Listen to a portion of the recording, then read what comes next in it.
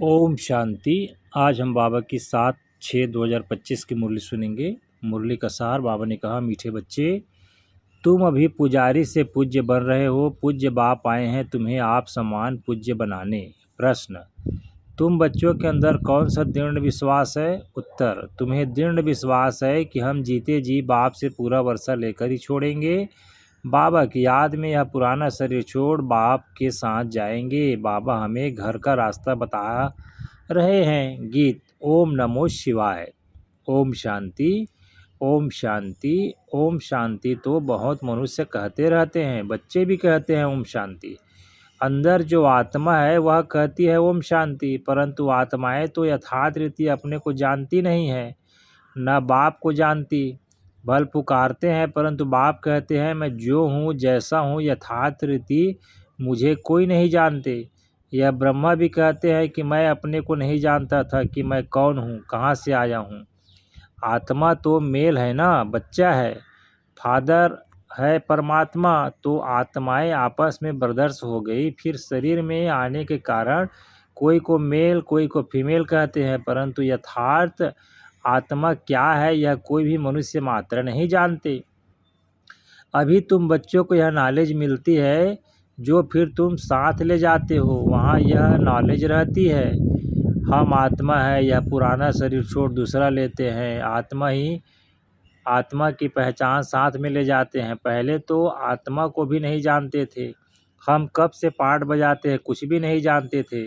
अभी तक भी कई अपने को पूरा पहचानते नहीं हैं, मोटे रूप से जानते हैं और मोटे लिंग रूप को ही याद करते हैं। मैं आत्मा बिंदी हूँ, बाप भी बिंदी है, उस रूप में याद करें ऐसे बहुत थोड़े हैं। नंबरवार बुद्धि है ना, कोई तो अच्छी रीति समझकर औरों को भी समझाने लग पड़ते हैं। तुम समझाते हो अपने को आत्मा समझ और बाप को याद करना है, वही पतित पावन है। पहले तो मनुष्यों को आत्मा की ही पहचान नहीं है तो वह भी समझाना पड़े। अपने को जब आत्मा निश्चय करे तब बाप को भी जान सके। आत्मा को ही नहीं जानते हैं इसलिए बाप को भी पूरा जान नहीं सकते। अभी तुम बच्चे जानते हो हम आत्मा बिंदी है। इतनी छोटी सी आत्मा में 84 जन्मों का पार्ट है, यह भी तुमको समझाना पड़े। नहीं तो सिर्फ कहते ज्ञान बहुत अच्छा है, भगवान से मिलने का रास्ता बड़ा अच्छा है बताते हैं, परंतु मैं कौन हूँ बाप कौन है यह नहीं जानते।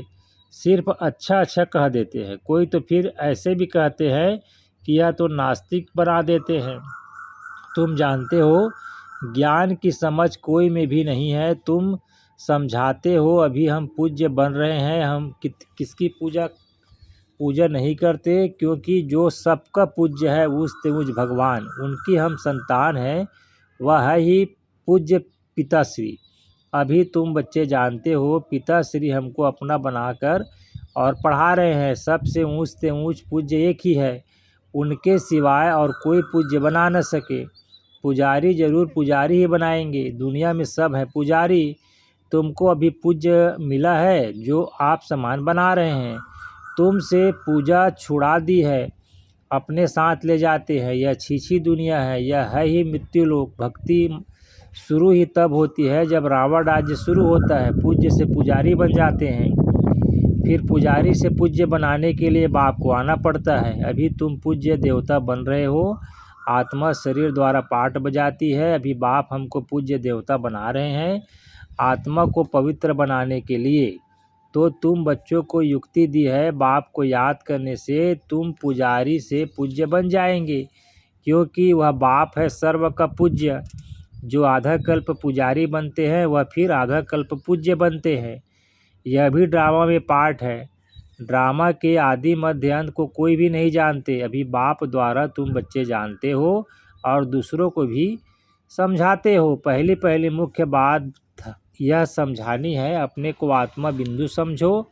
आत्मा का बाप वह निराकार है, वह नॉलेज फुल ही आकर पढ़ाते हैं। सृष्टि के आदि मध्य अंत का राज समझाते हैं।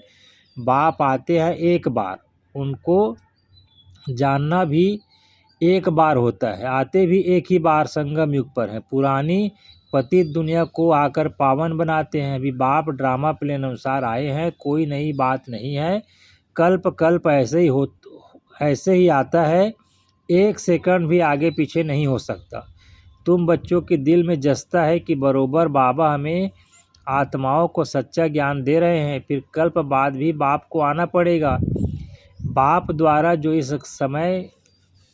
समय जाना है वह फिर कल्प बाद जानेंगे, यह भी जानते हैं। अब पुरानी दुनिया का विनाश होगा, फिर हम सतयुग में आकर अपना पाठ बजाएंगे, सतयुगी स्वर्गवासी बनेंगे। यह तो बुद्धि में याद है ना, याद रहने से खुशी भी रहती है, स्टूडेंट लाइफ है ना।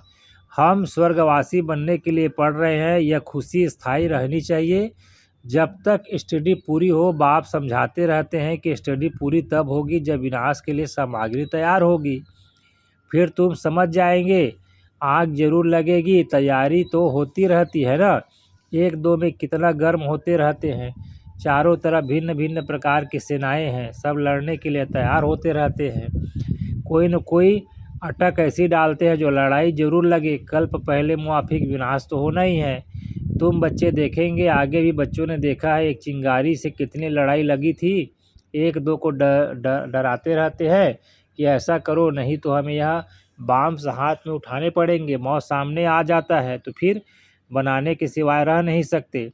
आगे भी लड़ाई लगी थी तो बाम्स लगा दिए, भावी थी ना, अभी तो हजारों बाम्स हैं। तुम बच्चों को यह जरूर समझाना है कि अभी बाप आया हुआ है, सबको वापस ले जाने, सब पुकार रहे हैं, हे पतित पावन आओ, इस छीछी दुनिया से हमको पावन दुनिया में ले चलो। तुम बच्चे जानते हो पावन दुनिया है 2, मुक्ति और जीवन मुक्ति। सब की आत्माएं पवित्र बन मुक्ति धाम चली जाएंगी, यह दुख धाम विनाश हो जाएगा, जिसको मृत्यु लोक कहा जाता है। पहले अमर लोक था, फिर चक्र लगाया, अब मृत्यु लोक में आए हो। फिर अमर लोक की स्थापना होती है, वहाँ अकाले मृत्यु कोई होती नहीं, इसलिए उनको अमर लोक कहा जाता है। शास्त्रों में भी भल अक्षर हैं, परंतु यथार्थ रीति कोई भी समझते नहीं है। यह भी तुम जानते हो, अब बाबा आया हुआ है, मृत्यु लोक का विनाश जरूर होना है, यह 100% सर्टेन है।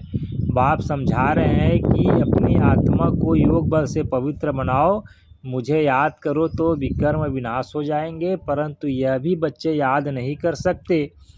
बाप से वर्षा अथवा रजाई लेने में मेहनत तो चाहिए ना, जितना हो सके याद में रहना है, अपने को देखना है कितना समय हम याद में रहते हैं और कितनों को याद दिलाते हैं। मन मनाभाव, इनको मंत्र भी नहीं कहा जाता, यह है बाप की याद। देह अभिमान को छोड़ देना है, तुम आत्मा हो, यह तुम्हारा रथ है, इससे तुम कितना काम करते हो। सतयुग में तुम देवी देवताएं बन कैसे राज्य करते हो, फिर तुम यही अनुभव पाएंगे। उस समय तो प्रैक्टिकल में आत्म अभिमानी रहते हो, आत्मा कहेगी हमारा यह शरीर बूढ़ा हुआ है, यह छोड़ नया लेंगे, दुख की बात ही नहीं। यहाँ तो शरीर न छूटे उसके लिए भी कितनी डॉक्टर की दवाई आदि की मेहनत करते हैं। तुम बच्चों को बीमारी आदि में भी पुराने शरीर से कभी तंग नहीं होना है, क्योंकि तुम समझते हो इस शरीर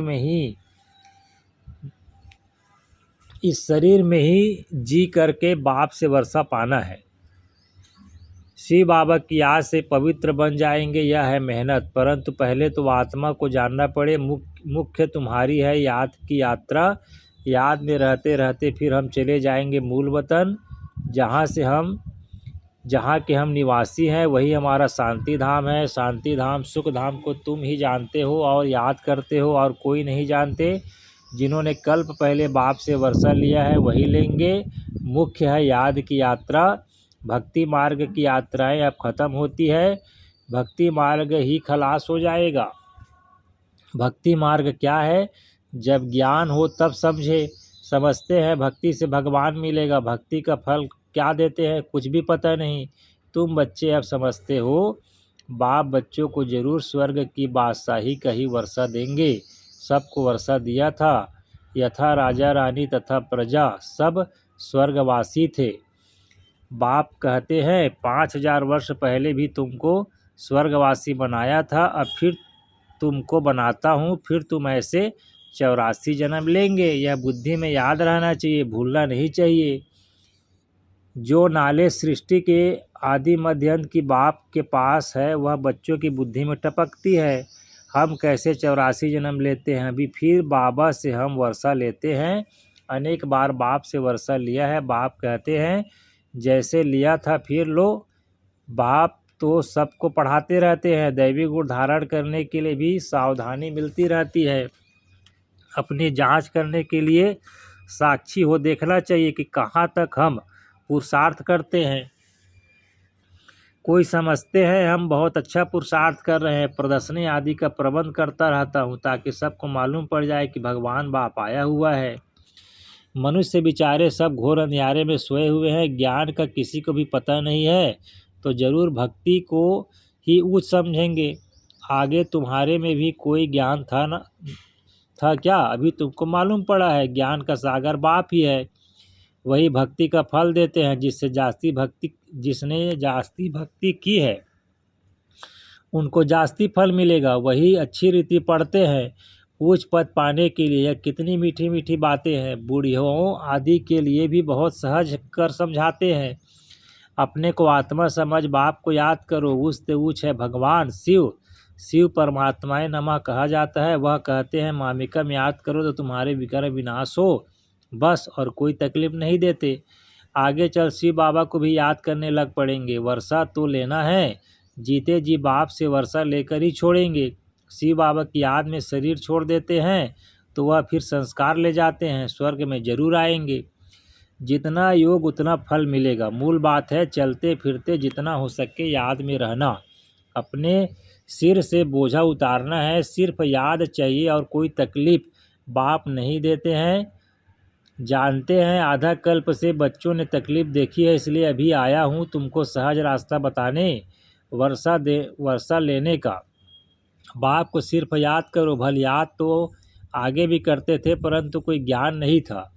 अभी बाप ने ज्ञान दिया है कि इस रीति मुझे याद करने से तुम्हारे विकार विनाश होंगे। भल शिव की भक्ति तो दुनिया में बहुत करते हैं, बहुत याद करते हैं परंतु पहचान नहीं है। इस समय बाप खुद ही आकर पहचान देते हैं कि मुझे याद करो। अभी तुम समझते हो, हम अच्छी रीति जानते हैं। तुम कहेंगे हम जाते हैं बाप दादा के पास। बाप ने यह भागीरथ लिया है। भागीरथ भी मशहूर है। इन द्वारा बैठ ज्ञान सुनाते हैं। यह भी ड्रामा में पार्ट है। कल्प कल्प इस भागीरथ पर आते हैं। तुम जानते हो कि यह वही है जिसको श्याम सुंदर कहते हैं। यह भी तुम समझते हो। मनुष्यों ने सिर्फ अर्जुन नाम रख दिया है। अभी बाप यथार्थ समझाते हैं। ब्रह्मा सो विष्णु, विष्णु से ब्रह्मा कैसे बनते हैं। बच्चों में अभी समझ है। हम ब्रह्मापुरी के हैं फिर विष्णुपुरी के बनेंगे। विष्णुपुरी से ब्रह्मापुरी में आने में 84 जन्म लगते हैं। यह भी अनेक बार समझाया है जो तुम फिर से सुनते हो। आत्मा को अब बाप कहते हैं सिर्फ मामेकम याद करो तो तुम्हारे विकर्म विनाश होंगे। इसलिए तुमको खुशी भी होती है। यह एक अंतिम जन्म पवित्र बनने से हम पवित्र दुनिया के मालिक बनेंगे। तो क्यों न पवित्र बने। हम एक बाप के बच्चे ब्रह्मा कुमार कुमारी हैं। फिर भी वह जिस्मानी वृत्ति बदलने में टाइम लगता है। धीरे धीरे पिछाड़ी में कर्मातीत अवस्था होनी है। इस समय किसकी कर्मातीत अवस्था होना असंभव है। कर्मातीत अवस्था हो जाए फिर तो यह शरीर भी न रहे, इनको छोड़ना पड़े, लड़ाई लग जाए। एक बाप ही याद रहे इसमें मेहनत है। अच्छा, मीठे मीठे सिकिल दे बच्चों प्रति माता पिता बाप दादा का याद प्यार और गुड मॉर्निंग। रूहानी बाप की रूहानी बच्चों को नमस्ते, और हम रूहानी बच्चों का भी रूहानी माता पिता बाप दादा को याद प्यार गुड मॉर्निंग नमस्ते बाबा नमस्ते। आज के लिए धारणा के लिए मुख्य सार है।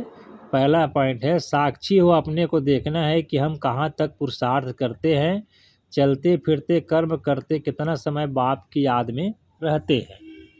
दूसरा, इस शरीर से कभी भी तंग नहीं होना है। इस शरीर में ही जी करके बाप से वर्षा पाना है। स्वर्गवासी बनने के लिए इस लाइफ में पूरी स्टडी करनी है।